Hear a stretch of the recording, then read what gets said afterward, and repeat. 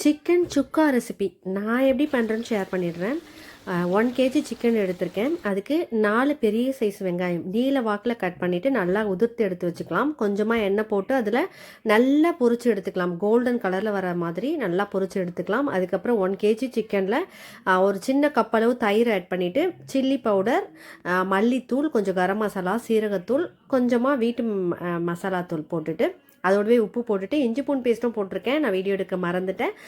வறுத்து எடுத்து வச்சுருக்க ஆனியனையுமே அதில் போட்டு நல்லா மிக்ஸ் பண்ணிவிட்டு ஒரு 5 நிமிஷம் மூடி போட்டு வச்சிடலாம். அதுக்கப்புறம் கொஞ்சமாக எண்ணெய் போட்டு நம்ம மிக்ஸ் பண்ணி வச்சுருக்க இந்த சிக்கனை அப்படியே போட்டு 10 நிமிஷம் மூடி போட்டு குக் பண்ணுங்கள். அதுலேயே நல்லா தண்ணி விடும். 10 நிமிஷத்துக்கு அப்புறம் மூடி எடுத்துட்டு அதுக்கப்புறமா ஒரு 10 நிமிஷம் நல்லா வேக விடுங்க ஸ்லோ ஃப்ளேமில். கடைசியாக நம்ம கஸ்தூரி மேத்தி போட்டு இறக்கிடலாம். அவ்வளோதாங்க. உங்களுக்கு பெப்பர் தூள் வேணும்னா ஆட் பண்ணிக்கலாம். நான் ஆட் பண்ணலை. சிக்கன் சுக்கா சூப்பராக இருக்கும். எப்படி ட்ரை பண்ணுங்கள்.